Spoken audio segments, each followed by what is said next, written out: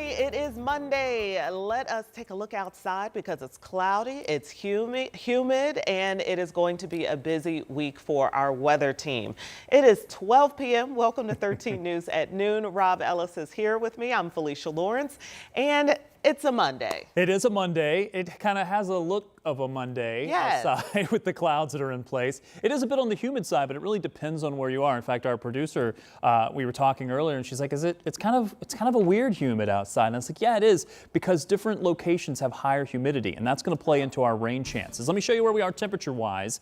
Temperatures are warming up. This is the kind of stickiness that you feel out there with the heat side of it. Temperatures into the low 70s. Not too bad just yet, but look at the humidity. The humidity is really creeping up. Where these numbers are into the 70s, it feels like tropical kind of Florida air farther to the south. And then you have some lower humidity values, so 50s and 60s. So yeah, there's a wide variety of temperatures. Typically where we have the higher humidity is where the rain chances are going to be a bit higher. And look what's on radar right now, where the humidity is the highest. I think that's going to continue to be the case, although as we get into the afternoon, we'll probably see a little bit more of a pop-up scenario across central Indiana, farther to the south, more of these scattered rain showers that are going to continue to move through. Now, temperatures will move up into the low 80s for today. That's going to give us that pop during the atmosphere during the afternoon. I think we'll see that chance for maybe a few rumbles of thunder, but I want to make this aware, you aware of this. This is what we're expecting for later in the week. By Wednesday, the heat goes up, and so does the chance for storms. I'll talk about that alert day on Wednesday coming up.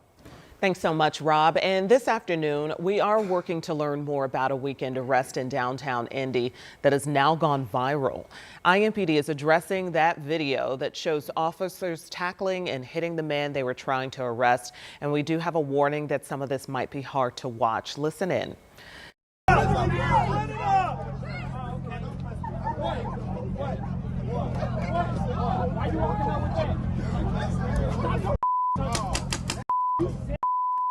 Are you serious? What am I doing? What am I doing?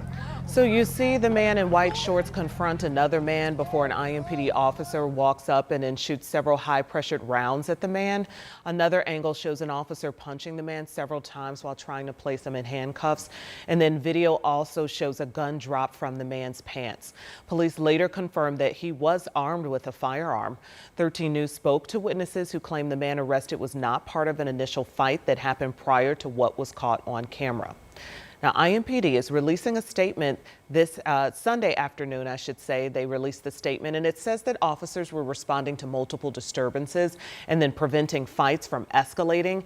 And in part, the statement continues to read, the individual allegedly squared his shoulders towards the officer and struck the officer's hand after the officer physically extended his arm to create space. It went on to say during the struggle to gain control of the individual's hands, another officer delivered 3 strikes to the individual's torso in an effort to secure compliance. Jail records show the 25-year-old man was released earlier this morning. He's facing preliminary charges of disorderly conduct, battery of a public safety official, resisting law enforcement, and possession of marijuana. A 15-year-old in Jennings County made his initial court appearance this morning on charges he raped a 7-year-old boy multiple times on a special needs school bus. Landon Doty appeared in adult court as the judge read the charges against him, including rape, child molesting, and sexual battery. The alleged victim is autistic and nonverbal. He sat next to Doty on the school bus. The prosecutor says there were hundreds of inappropriate touching and other conduct by Doty against the boy on the bus. These incidents were allegedly captured on school bus security video that was reviewed from February to April. Doty is now held at the Jennings County Jail. His bond is set at $25,000 cash, and his jury trial is scheduled October 20th. Also happening today, the director of a Brownsburg daycare accused in a child sex crimes investigation is set for her initial court hearing this afternoon. Jennifer Lingbeck is charged with obstruction, failure to report, and neglect. Gabriel Garner, a former worker at Main Street University for Kids, is accused of the abuse. And this afternoon, police are searching for answers after a shooting left 1 dead and 11 hurt in Elkcart. Officers were called to the south side, Elkcart's south side, around 1 a.m. yesterday, and that's where they learned a dozen people were shot and one of them died. It was a huge crime scene covering about 2 blocks. A neighbor told reporters it was calm, quiet night until the gunfire started. Everything was calm until like 1:12, 1:11.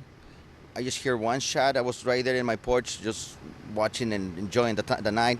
And then we just hear one shot. And after that, it passed like 2 or 3 seconds when we hear like 7 shots with like automatic. And then after that, it was just a chaos. Investigators believe there were multiple gunmen involved. Police say some of the victims have been released from the hospital.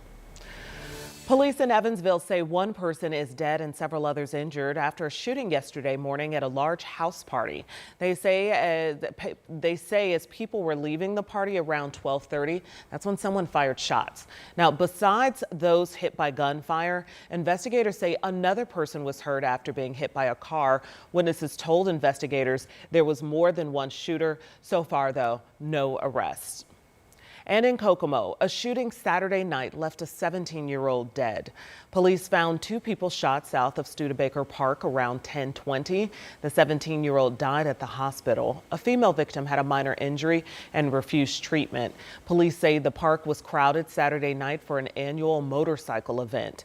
Now investigators are asking that anyone with information contact Kokomo PD. About 100 people gathered at the Hamilton County Courthouse over the weekend for a rally called Dads for Democracy. And they're speaking out against the Trump administration. So this was put on by the 5051 political group. Organizers say it was planned before the protests yesterday around the country, but they still wanted to gather peacefully and share a message. My message to people is, what America do you want your children to grow up in? Because the America I want my kids to grow up in is the America I grew up in. He says they're planning more protests in the near future.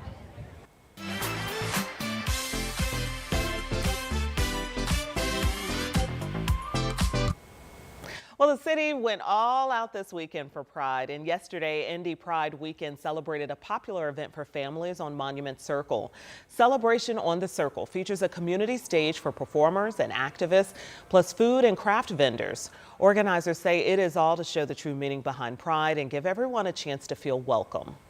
I think it's amazing. I think it's amazing that we can transform different spaces like the Circle and American Legion Mall into places where people can have joy. Queer joy is the root of everything that we do. The Word of Mouth concert series also wrapped up its Pride events on the American Legion Mall.